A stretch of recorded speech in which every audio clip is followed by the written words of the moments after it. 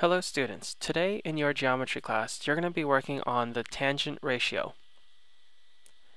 So as a quick warm-up, let's try solving these two quick problems. Hopefully you've remembered your 45, 45, 90 triangles and can figure out using what you know about it using the ratios. So if you forgot, here's a quick reminder. It's 45, 45. This portion is S, S, and S square root 2.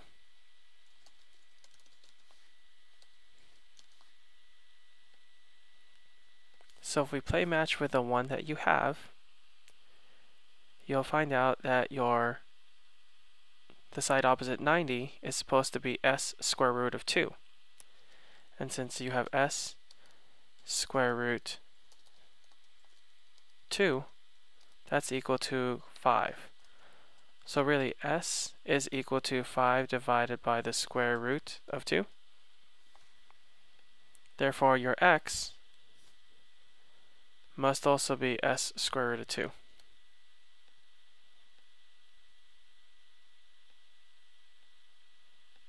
For number 2, it's a 30, 60, 90 triangle.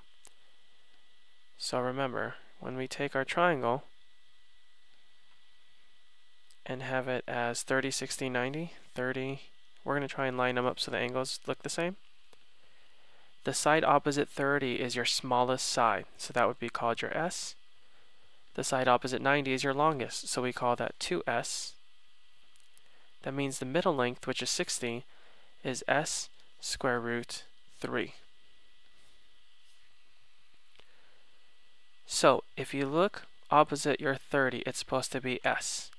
So if you look opposite 30, it looks like S triangle looks like S is equal to 5. Now, if we're trying to look for X, since X is supposed to be 2S, that means it's 2 times 5, which obviously is 10. And Y is supposed to be S square root 3. Therefore, we have 5 square root 3.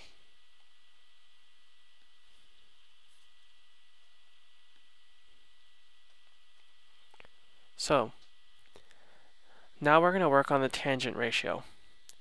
So at the end of this lesson, you should be able to solve problems using SOHCAHTOA, or at least the TOA part of this.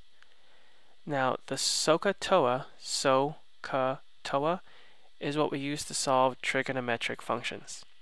Now, I broke this down because we're only doing the last portion of this, or TOA. T, which is in red, stands for tangent, O stands for opposite, and A stands for adjacent. And we use SOHCA or TOA when we are trying to solve for right triangles. So the way we write it is tan x is equal to the opposite over the adjacent, or divided by the adjacent. So we're going to look at a couple of quick sample problems together. So if we're trying to solve for tan b and we're using our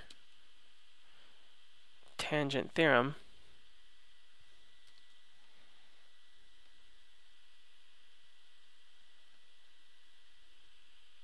we have tan x equals opposite divided by the adjacent.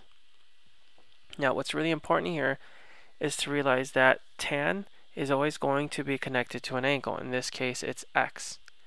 Now x is what's used as your point of reference. So that would be where you're starting from. So if you look at example 1,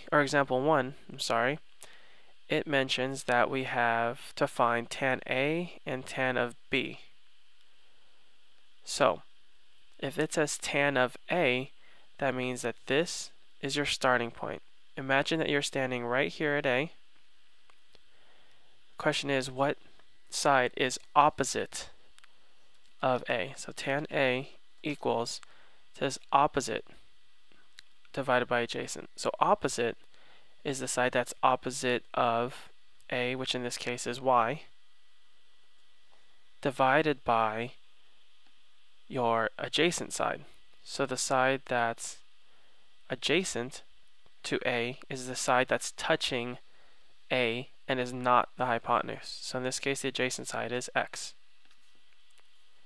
Tan of B, you'll notice, starts over at the top of our right triangle. So imagine you're standing here. The side that's opposite of B is x. So we have x. And then it asks you for the adjacent.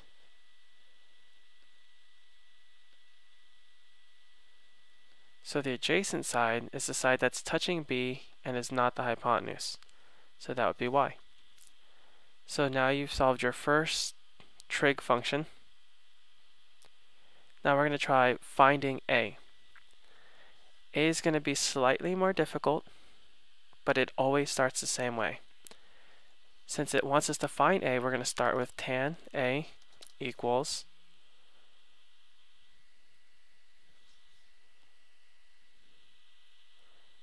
opposite, which is y, divided by the hypotenuse, or divided by the adjacent, which is x. So we're actually not going to find A in this case. We'll do it with number 3, just because it'll make it more clear. So with problem 3, when they want us to find x, or find A, it's the same setup. Tan of A equals opposite, which is 3, divided by the adjacent, which is 4.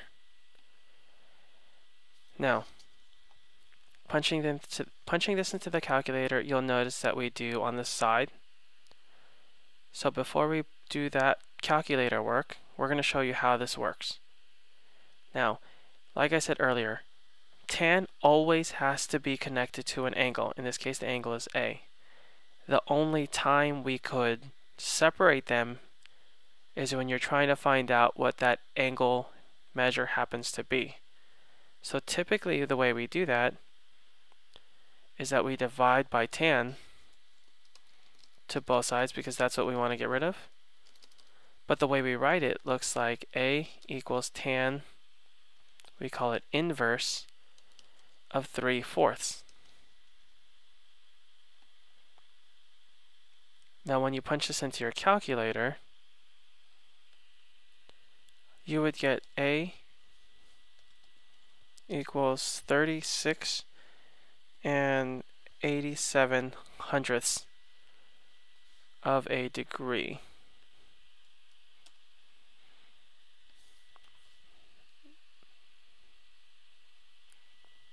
Now for number 4, it says find x. So again, we would start with the tan function using tan of x, and the reason why we use tan, well, for starters, that's the only one you know for now, but also because from x, that gives you the opposite side, which is square root of 3, and the adjacent side, which is 1. So you do square root 3 divided by 1. To solve for x, you would divide by tan to both sides. And remember, the only time we can separate tan from the angle is when we're solving for the angle itself. When we rewrite it, it would be tan inverse of square root 3 divided by 1. And you would get x equals 60 degrees.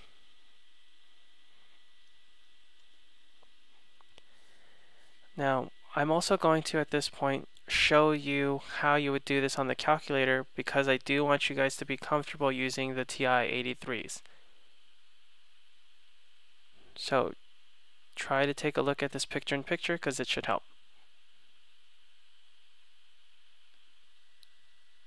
Now, it's your turn. Try solving these 3 problems. When you're done, post your answers to Edmodo. That's all for now. I'll see you guys next time.